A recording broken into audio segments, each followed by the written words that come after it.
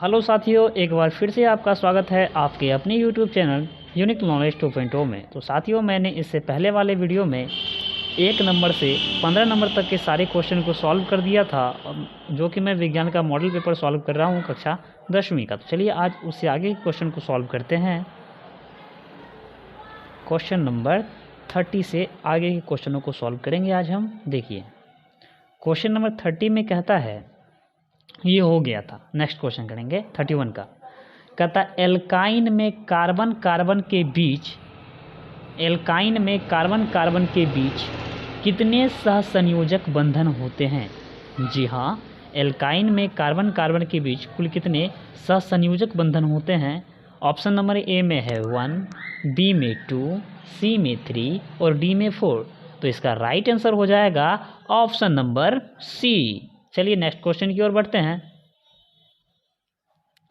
कहता ग्लूकोज का आणविक सूत्र क्या होता है? ग्लूकोज का आणविक सूत्र क्या होता है? ऑप्शन नंबर में ए में है C6H12O6, option number B CH3COOH, option number C CH3CHO और ऑप्शन नंबर डी CHCl3। तो आप लोगों को पता होगा कि ऑप्शन नंबर ए में जो है C6H12O6 ये ऑप्शन बिल्कुल राइट है। तो ऑप्शन नंबर ए हमारा बिल्कुल सही जवाब हो जाएगा। चलिए नेक्स्ट क्वेश्चन की ओर बढ़ते हैं।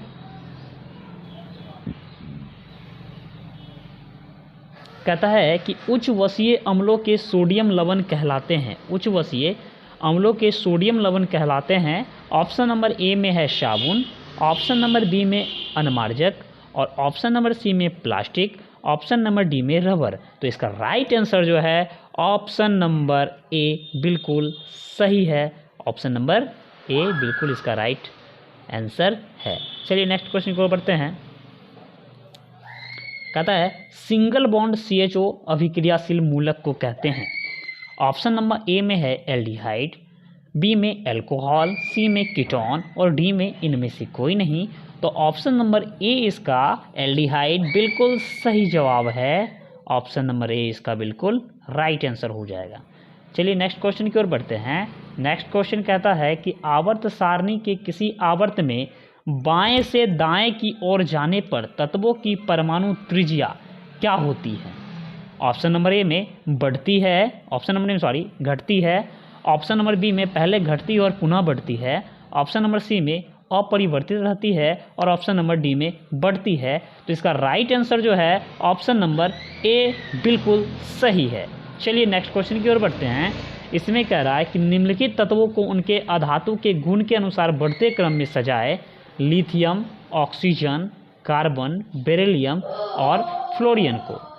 तो इसमें देखिए ऑप्शन नंबर बी जो है ना, ऑप्शन नंबर बी में पहले लिथियम है, बेरिलियम, कार्बन, ऑक्सीजन और फ्लोरीन, ये क्रम बिल्कुल सही है। ऑप्शन नंबर बी हमारा करेक्ट आंसर हो जाएगा। चलिए नेक्स्ट आंसर की ओर बढ़ते हैं। कहता है सिलिकॉन क्या है? सिलिकॉन आप लोगों को पता है, सिलिकॉन जो है एक उपधातु है और जर्मेनियम भी आपसे पूछा जाएगा, तो जर्मेनियम भी एक उपधातु है। तो ऑप्शन नंबर सी का बिल्कुल करेक्ट आंसर हो जाएगा। चलिए नेक्स्ट क्वेश्चन की ओर बढ़ते हैं। क्वेश्चन नंबर 38 में कहता है निम्नलिखित में कौन विद्युत धनात्मक तत्व है? 38 में कह रहा है कि निम्नलिखित में कौन विद्युत धनात्मक तत्व है? तो ऑप्शन नंबर सी सोडियम जो है ना वो विद्युत धनात्मक तत्व है। ऑप्शन नंबर सी इसका बिल्कुल करेक्ट आंसर हो जाएगा। ऑप्शन नंबर सी को लॉक कर दिया जाए। चलिए नेक्स्ट क्वेश्चन की ओर बढ़ते हैं। कहता है टिहरी बांध का निर्माण किस प्रदेश में किया गया है? टिहरी बांध का निर्माण किस प्रदेश में किया गया है? तो ये टिहरी बांध जो है उत्तराखंड में बनाया गया है। तो ऑप्शन नंबर बी इसका बिल्कुल करेक्ट आंसर हो जाएगा। ऑप्शन नंबर बी को लॉक कर दिया जाए। नेक्स्ट क्वेश्चन की ओर बढ़ते हैं। इसमें कहता है निम्नलिखित में से किस धातु को किरोसिन में डुबाकर रखा जाता है? तो देखिए पहला मैग्नीशियम है, दूसरा सोडियम है, तीसरा पारा है, चौथा टंगस्टन है। इसमें सोडियम धातु जो है ना, सोडियम धातु वो बहुत अधिक अभिक्रियाशील है। अगर उसको खुले में छोड़ देंगे तो वो ऑक्सीजन धातु से अभिक्रिया करके जल जाएगा, इसीलिए सोडियम को हम लोग किरोसिन में डुबो करके रखते हैं। तो ऑप्शन नंबर बी इसका बिल्कुल करेक्ट आंसर हो जाएगा। चलिए कहता है अपमार्जक से बनाए जाते हैं, अपमार्जक से बनाए जाते हैं Surf Excel, shampoo, easy Surf, उपरोक्त सभी। ये सभी जो है ना साबुन भी अपमार्जक से ही बनाए जाते हैं। अगर साबुन भी ऑप्शन में देता आपका साबुन तो वो भी इसका बिल्कुल करेक्ट आंसर हो जाता, लेकिन यहाँ साबुन नहीं है तो उपरोक्त सभी इसका बिल्कुल राइट आंसर है। ऑप्शन नंबर डी को लॉक कर दिया जाए। चलिए नेक्स्ट क्वेश्चन की ओर बढ़ते हैं। कहता है सौर सेल में किसका उपयोग होता है? ऑप्शन नंबर ए में है प्लास्टिक, ऑप्शन नंबर बी में है सिलिकॉन, ऑप्शन नंबर सी में यूरेनियम और ऑप्शन नंबर डी में प्लेटोनियम। तो इसका ऑप्शन सौर सेल में उपयोग होता है किसका? आप लोगों को पता है कि सौर सेल में जो है ना सिलिकॉन का उपयोग होता है, तो ऑप्शन नंबर बी इसका बिल्कुल करेक्ट आंसर हो जाएगा। चलिए नेक्स्ट क्वेश्चन की ओर बढ़ते हैं। कहता है निम्नलिखित में किसका उपयोग खाना बनाने में नहीं होता है? आप लोग ध्यान दीजिएगा, अगर पूछा जाता है यहाँ पे कि निम्नलिखित में से किसका उपयोग खाना बनाने में होता है तब तो हो जाता है एलपीजी, लेकिन यहाँ कहा है कि निम्नलिखित में से किसका उपयोग खाना बनाने में नहीं होता है, तो सीएनजी गैस का उपयोग हम लोग ऑटो वगैरह चलाने में करते हैं। इसका लिए इसका ऑप्शन नंबर ए जो है बिल्कुल करेक्ट है और ऑप्शन नंबर ए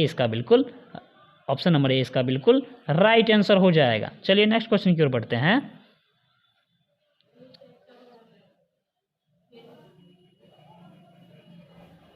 देखिए नेक्स्ट क्वेश्चन कह रहा है कि 2 कॉपर प्लस ऑक्सीजन जब रिएक्शन करता है तो 2 कॉपर यू करता है। मतलब इसमें देखिए कॉपर ऑक्सीजन क्यूप्रिड ऑक्साइड बनाता है। इसमें देखिए ऑक्सीजन क्या हो रहा है, जुड़ रहा है। ऑक्सीजन क्या हो रहा है इसमें, ऑक्सीजन जो है ऑक्सीजन इसमें प्लस हो रहा है। मतलब क्या, ऑक्सीजन का जुड़ना, ऑक्सीकरण और ऑक्सीजन का हटना क्या कहलाता है, रिडक्शन कहलाता है। इसमें क्या है, ऑक्सीकरण हो जाएगा, ऑक्सीडेशन रिएक्शन हो रहा है यहाँ पे। ऑप्शन नंबर ए इसका बिल्कुल सही है।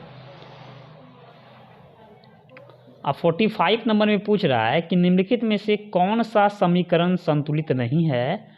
तो आप देखिए सारा इक्वेशन को देखिएगा, बट ये 2 नंबर वाला जो है ये वाला इक्वेशन है, ये वाला ये संतुलित नहीं है, ये अनबैलेंस्ड है, बाकी बात सब बैलेंस है।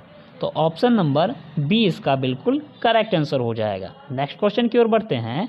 कहता है उदासीन विलयन का पीएच मान क्या होता है? आप लोगों को पता है कि पीएच स्केल होता है, एक पीएच स्केल होता है इस प्रकार से। मैं आप लोगों को दिखा दे रहा हूँ,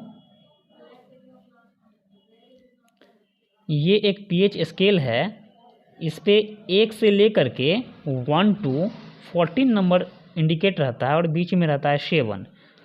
तो इससे नीचे वाले को हम अम्ल कहते हैं, इससे नीचे वाले को अम्ल कहते हैं, इससे ऊपर वाले को क्षार कहते हैं, और बीच में जो रहता है ना यहाँ 7 पे, ये उदासीन होता है। क्या होता है दोस्तों, उदासीन। तो इसमें वही पूछा जा रहा है आपसे कि निम्नलिखित में उदासीन विलयन का पीएच मान कितना होता है? तो निम्नलिखित में उदासीन विलयन का पीएच मान 7 होता है और ऑप्शन नंबर ए इसका बिल्कुल राइट आंसर हो जाएगा। चलिए नेक्स्ट क्वेश्चन की ओर। कहता है निम्नलिखित में कौन दुर्बल अम्ल है? कौन दुर्बल अम्ल है? इसमें जो है CH3 एसिटिक अम्ल जो है CH3COOH जो कि सिरका में पाया जाता है, ये वाला अम्ल दुर्बल अम्ल है। तो ऑप्शन नंबर सी इसका बिल्कुल राइट आंसर हो जाएगा। ऑप्शन नंबर सी को लॉक कर दिया जाए। चलिए नेक्स्ट क्वेश्चन की ओर बढ़ते हैं। कहता है क्रायोलाइट अयस्क किसका है? तो आप लोग को पता है कि क्रायोलाइट जो है यह एक एल्युमिनियम का अयस्क है। तो ऑप्शन नंबर डी इसका बिल्कुल करेक्ट आंसर हो जाएगा। नेक्स्ट क्वेश्चन की ओर बढ़ते हैं। कहता है पोटेशियम की परमाणु संख्या कितनी होती है? तो पोटेशियम की परमाणु संख्या 19 होती है, 19 होती है। और पोटेशियम का संकेत पूछेगा तो K होता है। तो ऑप्शन नंबर बी इसका बिल्कुल करेक्ट आंसर हो जाएगा। चलिए नेक्स्ट क्वेश्चन की ओर बढ़ते हैं। कह रहा है फॉर्मिक अम्ल का IUPAC नेम क्या होता है, यानी यूपेक नेम भी कहते हैं इसको।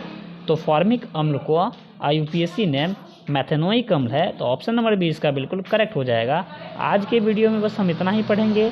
मिलते हैं, अब और भी 30 क्वेश्चन बच गया इस मॉडल सेट का, तो मिलते हैं नेक्स्ट वीडियो में। तब तक के लिए बाय बाय।